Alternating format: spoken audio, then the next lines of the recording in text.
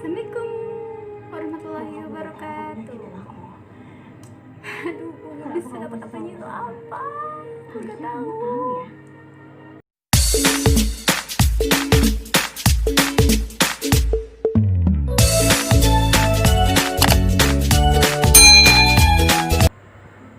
Halo teman-teman. Kali ini aku ingin berbagi pengalaman gimana ceritanya aku itu bisa kenal sama yang namanya krim pemutih atau krim aba-aba dan krim racikan. Awal mulanya itu waktu itu aku lagi sekolah SMK. Waktu itu emang lagi bodoh-bodohnya nggak tahu masalah skincare, masalah make up, masalah krim pemutih asli atau palsu, itu aku bener-bener nggak tahu sama sekali. Dan waktu itu tuh teman aku bilang ke aku gitu, teh mau putih nggak gitu kayak dia, mukanya glowing bagus gitu, terus harga krimnya murah cuma 12.000, dia bilang kayak gitu kan. Karena aku saking polosnya ya nggak tahu krim kok bisa harganya 12.000, aku nggak kaget, nggak shock sama sekali, santai aja kayak gitu, kayak orang udah ngerti, padahal memang bener-bener bodoh banget nggak ngerti harga krim itu murah, itu bahannya apa aja bener-bener gak ngerti. Terus kan aku bilang ya udah gitu, aku mau gitu kalau misalnya emang 12.000 tapi kita belinya bareng gitu biar kita cantiknya tuh bareng-bareng. Waktu itu aku jawabnya kayak gitu kan. Nah terus ketika beli udah sebulan pemakaian dan di aku itu udah kelihatan hasilnya bagus, putih gitu, glowing kayak gitu. Nah terus dia baru bilang gitu, teh gitu kan yang beli cuma baru kamu doang tahu gitu, aku nggak beli gitu. Terus kan aku nanya, iya bener gitu, kok cuma aku doang yang beli gitu. Iya habisnya aku penasaran gitu, cuma pengen ngeliat gitu di kamu hasilnya kayak gimana. Terus kan berarti aku tuh cuma dijadiin kayak bahan percobaan biar dia tuh ngeliat hasil krim itu di aku gimana kayak gitu kan ya. Dalam hati kan kayak misek-misek gimana gitu, tapi ada bersyukurnya gitu sih, karena emang karena hasilnya itu di aku emang bener-bener bagus gitu, bikin putih, glowing gitu, kinclong, gak ada jerawat sama sekali kayak gitu kan. Setelah 3 bulan pemakaian krim yang pertama, aku pindah produk ke krim yang kedua kan. Kalau misalkan krim yang pertama itu cuma pakai satu krim, gak ada krim pagi ataupun malam kayak gitu, dia emang satu tapi emang bisa dipakai buat pagi dan malam gitu. Nah terus aku pindah nih ke krim yang kedua. Nah krim yang kedua itu emang ada pagi sama malam dan ada tonernya gitu.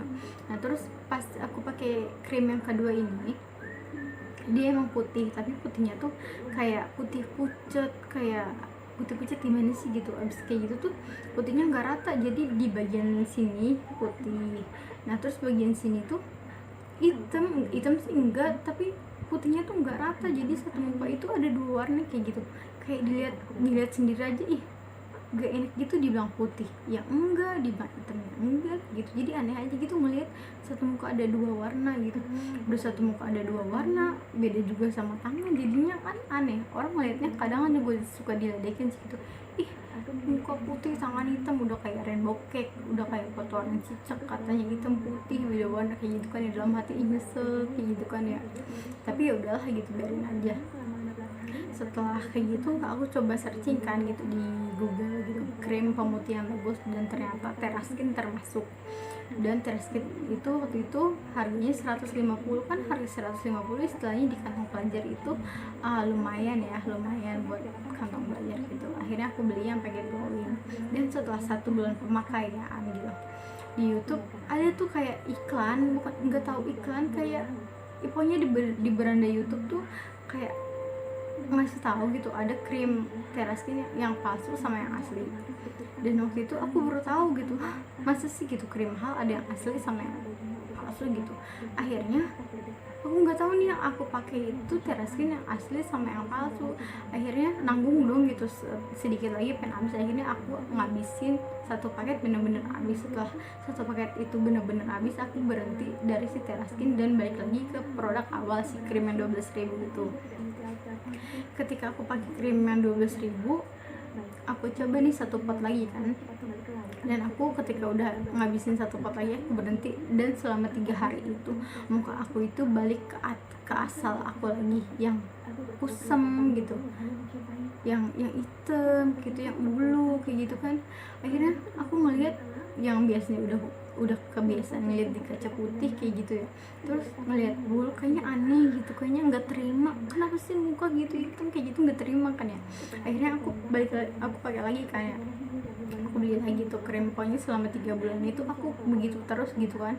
Dan akhirnya waktu itu aku pengen masuk ke PT Farmasi. Nah dan ketika lagi training di salah satu PT Farmasi, waktu itu kakak-kakaknya itu bilang kayak gini, kalau misalkan kalian pengen masuk PT Farmasi, ketika kalian sudah masuk ke ruangan produksi, kalian tidak boleh bermake up yang berlebihan gitu kan.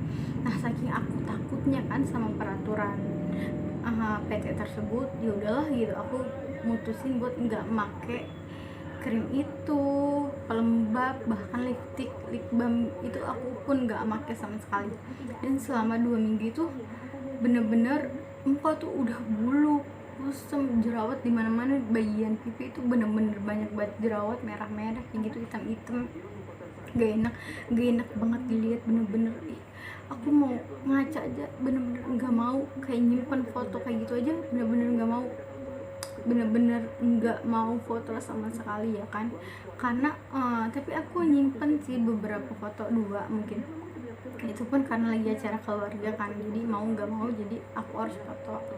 Jadi aku punya foto yang lagi berjerawat itu. Dan akhirnya karena apa ya, aku bingung gitu pengen pakai skincare apa segala macam biar muka aku tuh kembali ke awal gitu, yang gak ada noda-noda sama sekali di muka. Akhirnya aku searching dan di Google gimana cara ngilangin si jerawat-jerawat tersebut.